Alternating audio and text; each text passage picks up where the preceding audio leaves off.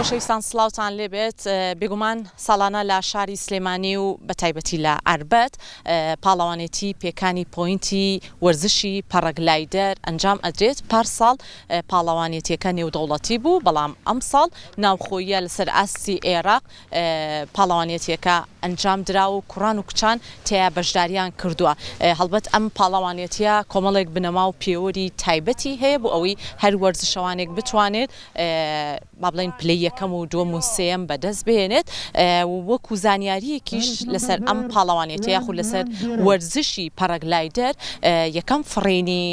وەرزشی پەڕەگلایدەر لە شاری سلێمانی لە شاخی گۆیژە بووە لە ساڵی 1999 لەلایەن مامۆسا جەبار فەتاحەوە با بڵێن یەکەم فڕێنی ئەنجامما و دوجار وردە تیم و ئەو کەسانی کە گرنگیان یاوە بەم وەرزشە پەرەی سندووە و بڵاو بۆتەوە بە تەواوی شارەکانی کوردستانە و زیاتر گرنگیان پێاوە هەر بۆی هەڵکەوتەی کوردستانیش شوێنی جوگرافیاکەی زۆر گونجاو لەبارە بۆ ئەم وەرزشی پەڕەگلایدەرە پێم خۆشە ناوبژیوانی نێودەوڵەتی ئەم پاڵەوانێتە وەرگرم بەڕێزیان کاک کوردەوان لەگەڵمان نابێ کاک کوردەوان ئەگەر ئەرک پێشی کەمێک لە کاتیش ئەگرین سڵاو لەوێت تۆم کاتت باش بێ زۆر سپاس بە هەر لەوە دەست پێ بکەین بەڕێزتە خۆت تا چەنە حەزت لە وەرزشی پەڕەگلایدەرە پێشەوەی پرسیارەکانی ترت ئاراستە بکە من خۆم فڕۆکەوانی پەڕەگلایدەرم لە 2012 بەردەوامم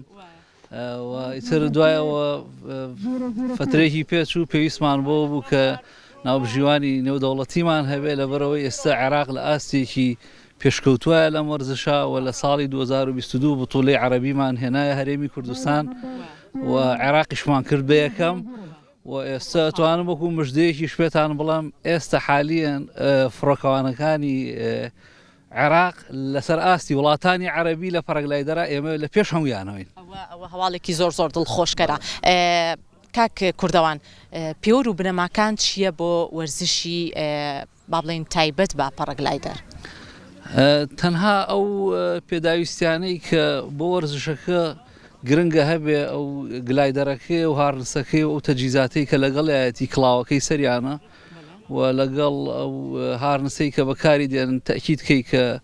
پەڕەشوتی احتیاطی لە ناوا بێ تەنها مجەڕەت ئەوەیە زائیدەن دەورەیەکی هەفتەیی بە پێی مستەوای تێگەیشتنی فڕۆکەوانەکان کاریگەری ئەوێ هەیە زووتر فێرەبێ هەیە درەنگتر و ئەشمەوێ بڵێم کە خۆشحاڵەکەی ئەوەیە ئەم جارە ئافرەتمان زیادی کردو ئێستا 4 ئافرەتمان بەشدارن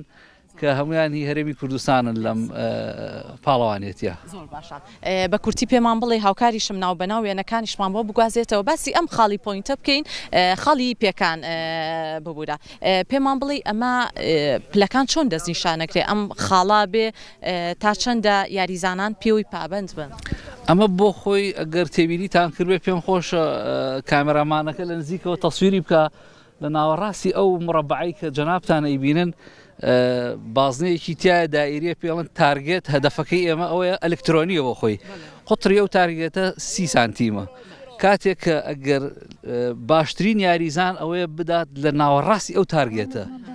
ئەوە تەرکیزی ئەوێ بە دڵنیایی چونکە کاتێ ئەدا لە ناوەڕاستی تارگێتەکە لەو شاشەی کە ئەیبینن یەکسەر لەوێ ئیعازەدا کە ئەو چەنێکی هێناوە قاچی لەشوا داناوە بەڵام لە دەرەوەی ئەو تارگێتە هەتاوەکو ئەو بازنە ڕەشەی کە بە دەوری شینەکە کراوە ئەوەش قیاس ئەکرێ بە پێی ئاستی فڕۆکەوانەکان ئێمە ئەی پێوین بە فیتەمان پێبینی مەتر بەوانە ئێمە ئیتر یەکەم و دووەم پێش ئەکەوێت لەو 12 جارە ئێمە خراپترین فڕینی هەموو فڕۆکەوانەکان لا ئەبین 11 فڕین کۆکەینەوە کێ کەمترین خاڵی هێنابێ بوو کە نزیک بێت لە پۆینتەکە ئەوە بێتە یەکەمی پاڵەوانێتیەکە و هەروەها دوای ئەوە دووەم و سێهەم و ئیلە ئاخری کاپتن حارس بەڕێستان سەرۆکی ناوەندی یەکێتی ئاسمانی عێراق پێمان بڵێ چۆن بوو شاری سلێمانیتان هەڵبژار بە تایبەت ئەربەت بۆ پاڵەوانێتی پەڕەگلایدەر و لە هەمان کاتە ئەو هەماهەنگیە تا چەندە گرنگە لە نێوان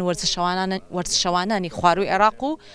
شارەکانی تری کوردستانە الحمد لله يقيم الاتحاد الجوي العراقي كأس السليمانية سپاس بخوا ئەمڕۆک سەرۆکی ناوەندی یەکێتی ئاسمانی عێراق بەشداریمان کردووە لە وەرزشی پەڕەگلایدەر لە ئاسمانی سلێمانی بێگومان ئەمە یەکەم جار نییە بەشداریمان کردووە لەم پاڵەوانێتیە مانگی 11 2024 پاڵەوانێتیەکی ترمان کرد بۆ پاراگلایدەر بە بەشداری 13 وڵات کە 130 یاریزان تێدا بەشدار بوون لە شارەکانی خواری عێراق. يشوفون اليوم مشاركة جميع اللاعبين من مختلف المحافظات العراقية.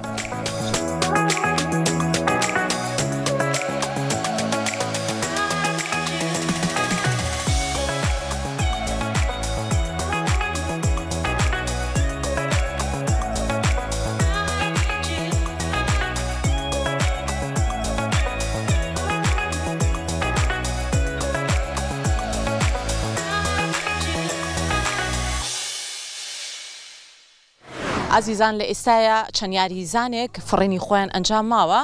یەکێک لەو وەرزشەوانانە کاکسیامەندبان لەگەڵا بێت بابزانین تا چەندە چێژی وەرگرتووە لە وەرزشی پەرەگلایدەر. سڵاو چۆنی؟ سڵاتان لێ بەخێر زۆر سپاس بە وەڕێسە. پێم بڵێ ماوەی چەندێکە لەم وەرزشەی؟ من ماوەی 3 ساڵێک لەم وەرزشەیە بەشداری پاڵەوانێتی پێکانی پۆینتم کردووە لە شاری سلێمانی، یاریکی دۆستانەی و لە سەراستی عێراق ئەنجام درراوە. هەستی تۆ چۆن بوو کە هاتیت لە خاڵی پێکانەکەیە وەستایت و چێژت لێ وەرگرت؟ بەڵێ زۆر هەستێکی زۆر خۆشە. جاری وا هەیە مەسن باڵەکە ناتگەێنێ لە دوور و ڕیفلایەکەی زۆر ناخۆشە، بەس کە تۆیەتە سەر تارگێت و پۆینتەکە پێکی هەستێکی زۆر خۆشە. ڕۆژێنی گوڵ بچووکترین تەمەنت هەیە لە نێو پاڵەوانێتیەکە تەمەنە 13 ساڵە، پێم بڵێ لە تەمەنی چەنەوە وەرزشی پەرەگلایدەرە کرد؟ سڵاتان لێبێ یەکەم جار من لە تەمەنی 8 ساڵیەوە خەریکی ئەم یاریم بەڕاستی زۆر خۆشە، زۆرم حەز لێ ئەمڕۆ شاتوین بۆ ئەم بتوڵەیە ئیشەڵا پلەیەکەم بەدەزێنم.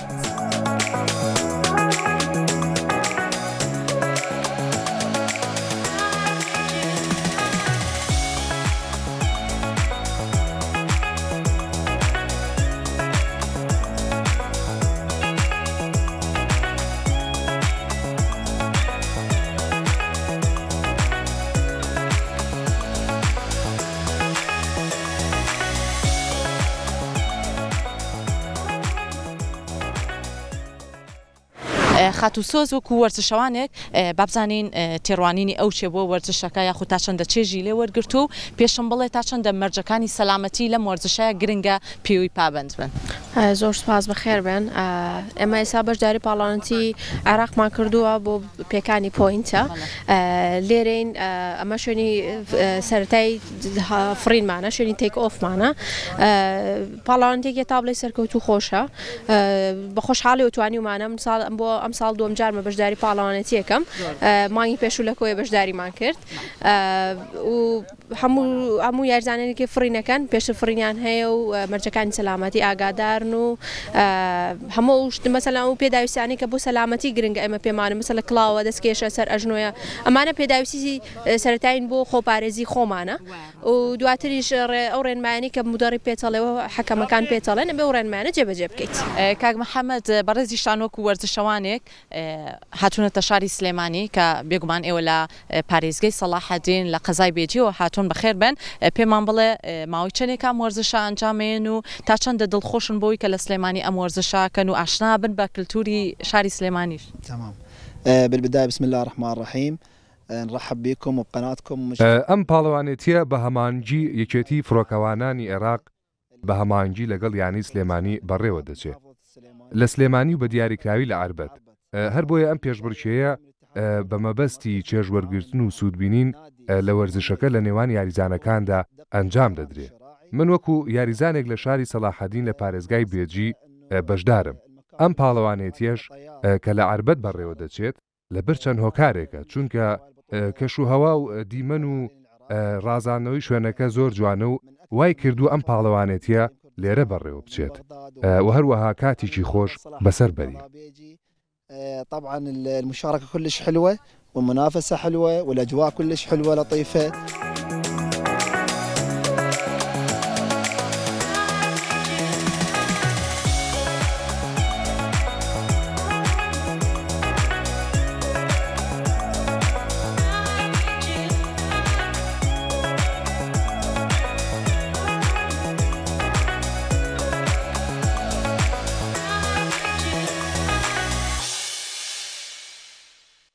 لەگەڵەوەی وەرزشی پەرەگلایدەر وەرزشێکی نوێ لە کوردستانە بەڵام خۆشبەختانە لەلایەن هەردوو ڕەگەز گرنگی زۆر باشی پێدرێت لێرە و لەوێ لە پاڵەوانیەتیەکانیشە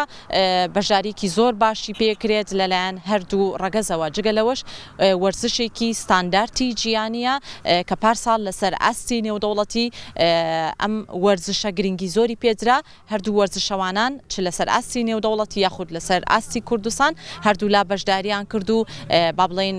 پاڵەوانێتێکی زۆر باش بەڕێوە چوو پلەی یەکەم و دووەم و سێم دەستنیشان کرا و هەر کەسێکیش خوازیاری ئەم وەرزشەیە ئەتوانێت لە ڕێگەی فێرگەکانەوە خۆی ناونووس بکات بۆ ئەوەی چێژ ببێنێ لە وەرزشەکە لە هەمان کاتا وەرزشێکی دۆستانە ئەنجام بات لە ڕووی لایەنی دەرونی و لایەنی تەندروستیشەوە کاریگەریکی زۆر باش لەسەر کەسی وەرزشەوانان دروست دەکات ئێوەش هەمیشە شاد و ئارام بن هیوای تەندروستێکی باش بۆ هەموو لایەکتان